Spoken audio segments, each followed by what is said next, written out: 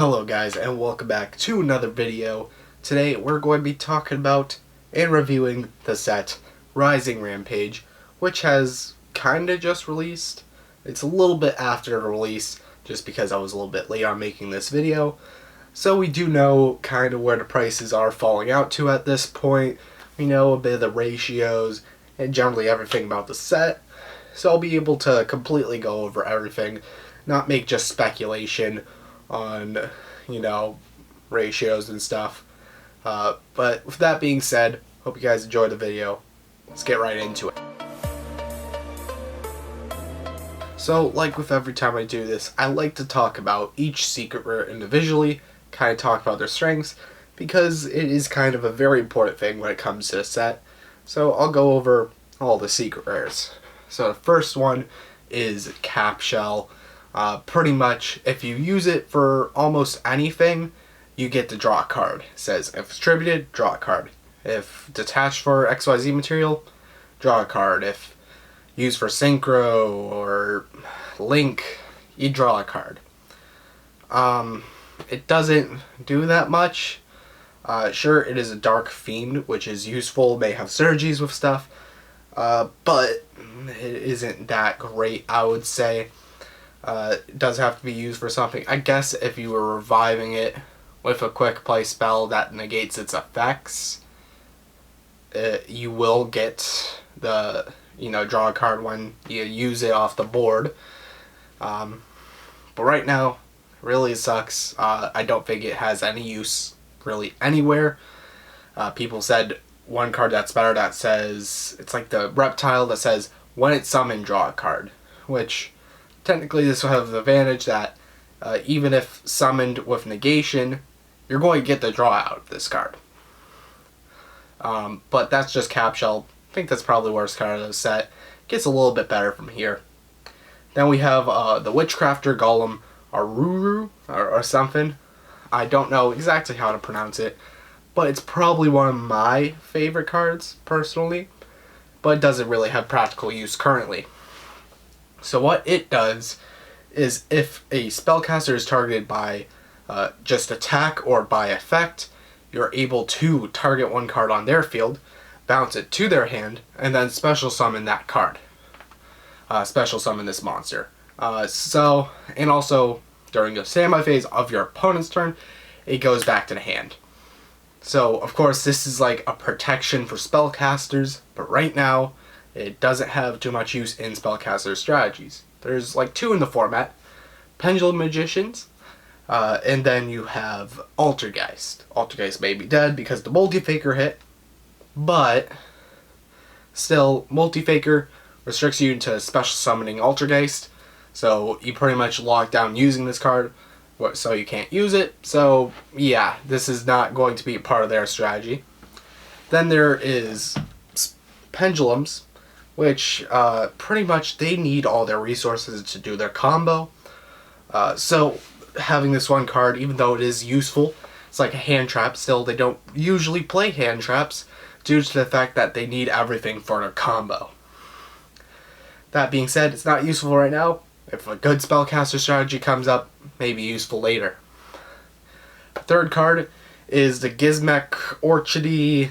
I'm not going to try the rest of the name. Pretty much you banish 3 from extra deck to pop, and I think all this stuff's quick effect, but you can only use one of the effects per turn. And then you banish 10 from the top of your deck to put it onto the field from hand or grave. So it's kind of like snow, but it isn't snow. I think that's probably the easy way of describing this card. Sure, it is useful. The quick effect does make it, be able to summon it during your turn and then get the pop during your opponent's turn, which I think it's something I did underlook a little bit. But like popping card, it can be built into strategies. It's like, there's so many things that get it for free at this point. So this card, is a little cheeky, may have some use somewhere, but definitely only in rogue decks or lower. Then there's Fortune Lady Every. I don't think I have to know the effect of this card. It literally says one tuner and one spellcaster, non-tuner, and it doesn't have a generic effect. Yeah, and it's slow too. I remember the effect a little bit. It's slow. It's only for that strategy, and it doesn't even help the strategy that much, in my opinion. So, fortunately, every very, very bad card to pull, unless you want to play Fortune Ladies for some reason. Then I'm going to combine these two secret rares. We have Marincess Coral Anemone and Marincess Marbled Rock. I'll just combine all the Marincess cards and give my opinion on them right here. So I have been testing with Marincess Paleo. It's just, you know, so Marincess, even with this set and the next set of support, they do not really show too much signs of being a generically good strategy, because they're very dependent on their normal summon. Super Volley can absolutely wreck them. There's just so many things that can absolutely wreck a pure Marincess deck from going off. And sure, they have powerful ways to keep their advantage up. There's still ways to out every single card. And if you're not putting anything else special on the board, well, the Marincesses are going to be doing nothing for you. Then again, Coral Anemone is very, very generic for water strategies. So very useful. If you're playing just regular frogs, you probably still want to play it because there'll be extra body on board. It's just free. It is super free, and that's like the biggest part about that. Sadly, your wallet, it's not going to be that free. It's going to cost you a bit. But if you do have the money, if you want to play like a combination of Marincess with something, I feel it's definitely worth picking up. Then we have Get Out. This trap card, it's pretty much a Bryonic, pretty much built into a trap card. So value-wise, it's pretty good. Do I think it's going to get play? A lot of people are like, at some point, yeah, it's probably going to get play. I don't know about that. It's a little bit, you know, conditional, because you can't choose to get rid of just one, I'm pretty sure. You have to get rid of two at the same time. So, sure, there is going to be strategies that put out two, but it's a trap, so it's a bit slow. It's not like something like Trap Trick, which people are compared to. It's like, oh yeah, this Trap Trick is so powerful. It's like, okay, Trap Trick searches normal traps for, like, no cost at all. Like, Get Out, it's like, there's conditions that have to be met to activate it. Sure, it's powerful and responsive, but Trap Trick is almost always live. I don't think it's a good comparison, and I think Get Out is not really going to be that great of a card, especially when there's like stuff like Witch's Strike or something. It's the trap card that was in Savage Strike that says, if your card gets negated, you can literally wipe everything your opponent has, like, clean off the board. And it's like, it sounds super ridiculous, like, but it's not getting anything. And I think that's more likely to happen. Your stuff getting negated, it's like, yeah, I think that's more likely to happen than, you know, your opponent putting up the board. Still, we'll see how this falls out. I think Get Out really serves no purpose currently. And the last card I think everyone's hyped for is Apollousa. So pretty much gain 800 attack for each material used. Then you can lose 800 attack once in a chain to negate a monster effect. What's my opinions on this card? Is it a good pickup? I think people are going a bit crazy on it. I don't think it's good for everything. I feel it is very good for combo, but I do not feel it's good for stun decks. Sure, it sounds, hey, extra negates? Wow, that's amazing, right? But the thing is, pretty much every time you do negate, you're lowering the attack of the monster. So it means they're making it so, oh, I can then normal summon something and just tack over it and boom, all the negates are gone. So likely sitting on that monster, it may have 4 negates on it, but you may only get 1 or 2 out of it. Just keep that in mind. That's why I think it's way better for something like combo, where honestly they can just use 2 materials. Just say, hey, I'm going to have 2 negates because I'll link this off at the end of my combo, and pretty much say, hey, I'm going to summon an LP to this point now, and you can't Ash me. I think that's like the point where Appaloosa becomes a really powerful card. I just don't think it's good for end boards, just since you can play around it pretty easily. But in the case of combo where it says, hey, you can't hand trap me once I put this down, I think is really good. So if you're playing combo, which I think a lot of people will be playing combos format, I feel it's pretty good of pickup. If you're playing stun, just keep to the super polys. Just keep to the super polys. But that's it for the secret rares. I'll go over the other good cards. So for the other good cards, I don't think there's too many in this set. I did do it in Dark Neostorm. There was a good bit. I did miss a few, which I'm a bit ashamed of, but no one called me out on it, surprisingly. But there's only like a few, but they fall into good categories. One big category is the Tenye. Pretty much the monsters, the effect monsters, seemingly it's like, okay, it has generic effects if you have a normal monster on the field. So I'm kind of just thinking about it, and it's like, what is it, Phantasm Spiral? Yeah, not the good Spiral, the bad Spiral.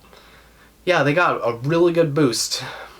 I don't think Tenye in themselves are going to be a very powerful strategy, but their cards are useful, and I think Phantasm Spiral can really make a good use out of them. Then there's Dragon Knight Romulus or something. Don't remember the name exactly. Don't know exactly the effect, but I know it searches Dragon Ravine. So it's a dragon, sets up your markers, searches you Dragon Ravine. That gets you like a dragon to be dumped to the graveyard. Probably special summons itself. There you go. Guard Dragon combos. You gotta love them. So, don't know exactly which combos are using this card, but the card's pretty good. Then there is White Howling. So, if you control a water monster, you can banish a spell in your opponent's graveyard, and then negate all their spells for the rest of the turn. So, Paleo, you just got a very big boost against the Sky Striker matchup, and the Sky Striker matchup becomes a bit more of a dice roll. So, if you don't notice, what most end on is a Shizuku, because end phase you get the Search. Well, perfectly, it is a water, so if you control a water monster, which is likely your Shizuku, you'll be able to just banish their first spell they activate, and then say, you can't activate any more spells. So they may just resolve one engage, and then boom, they're done for the turn. It's going to be a very annoying mirror match, now that that card is in the format. But it exists. It does give a big boost to Paleo, along with other things. But yeah, very useful card for water strategies, and for the Sky Striker Mirror. And then one more card, I don't know too much about it. It's a Roll Legacy Trap, and it just says send one Link monster to a graveyard. Hey, that's a way to out a card.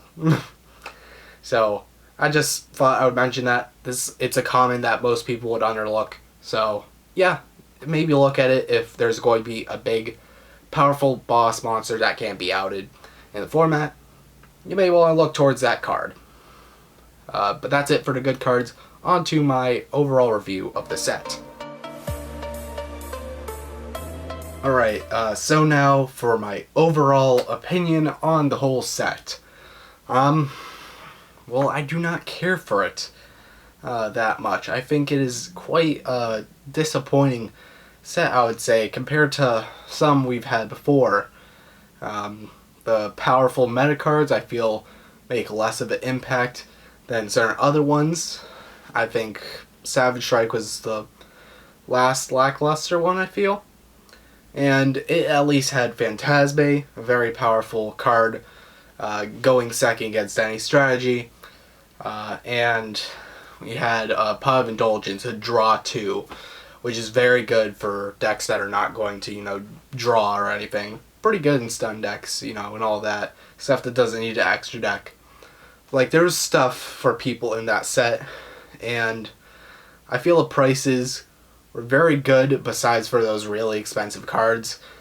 Like there's 3 expensive cards in that set, and then the rest of the cards are under $10, which was very good for Savage Strike. Like they could have had a bunch more expensive cards, and they still had very useful rares and commons, like Guru and Sunlight Wolf. Sunlight Wolf was a rare, Guru was a common, so it was very cheap for people. And with this set, I don't think they made anything cheap for people, and it feels like the cards in it are generally lackluster. I don't think there's a single chase common in the set at all, besides that like one good common I said. Like the rest of all the commons suck. They are awful. They are really just do nothing, I feel. So, like, at least like Soul Fusion, they had Prankatops, you know. It's really a set where you're chasing for a few good cards, and that's it. I feel there's... The only reason why opening this set is definitely going to be interesting is just the fact that there's that whole new rarity, Prismatic Secret. So I think it is nice for the pack opening channels that they, you know, can once in a blue moon pull a Prismatic Secret rare and be like, oh my god, this is amazing, woo. Still, I think it's a little bit too rare, in my opinion. I think it's a little bit kind of annoying. Like, ultimate rares, pretty good. You're going to pull 1 in a box, which I think maybe that's a little bit too easy. Like 1 in every 2 boxes, I think is a good consistency to have a rarity at for a chase, like, surprise card that kind of just shocks you. So it's likely to happen, you know, at some point, because right now with like the ratio that it has on Prismatic Secret rares, whatever they give the name for it for, like, I will probably never pull one. Ever. I don't have the greatest luck of pulling, you know, ultimate rares in the first place. And now I'm not going to pull this, and it's going to be like, okay, yep, whatever. It's going to be something I definitely look over. And I think it's a, you know, lacking rarity. I don't think it looks very spectacular. But it does give interest to, I don't know, people who do pack openings, like, I guess, Cyber Knight and stuff. He's going to have a ball of time, finally, you know, with a new chase for Yu-Gi-Oh! Sets. But, like, impactful cards, I feel it's something just purchase online. Like, think if you really need the Appaloosa. Everything else, just buy, do not open goddamn product of this set, because I do not think it's good. I really do not think this set's good. Secrets, well, the Emergence cards at least will have an impact, I think, later, once stuff like Blue Tang and all the free, like, cards that get you advantage in the strategy do come out in the next set. But a lot of stuff is quite lackluster. The support they gave, sure, you may enjoy it if you did like those archetypes. I personally didn't. So I absolutely don't care. Out of respect for the Senju or Fortune Lady support. So, I feel the set really was disappointing. I hope Chaos Impact does bring something else to the table. Oh yes, a TCG exclusive. It looks fine, but I don't think it is going to become meta. I think it's going to just stay, you know, kind of rogue status, if anything. I think it's just going to be a cute little strategy. Cute little archetype. But, yeah, I just don't think there's too much really going for this set. And that's why a bunch of the cards after Appaloosa have fallen down at least to below, like, $20. And so I think if you're looking for stuff, just buy it online. Do not open this set. It's just not a interesting or fun set to really open. Like, if you pull a secret rare, you can be absolutely disappointed. Unlike Dark Neostorm, which, if you pull a secret rare, you should generally be happy. There's like only one kind of bad secret rare in that whole set. Everything else is arguably has something that has an impact. There's a bunch of useless cards in this set with only a few cards where you're like, hey, I want to get this card, you know. So that's my opinion on the set. Thank you guys so much for watching. Hope you did like and enjoy, and I'll see you guys in the next video. Goodbye.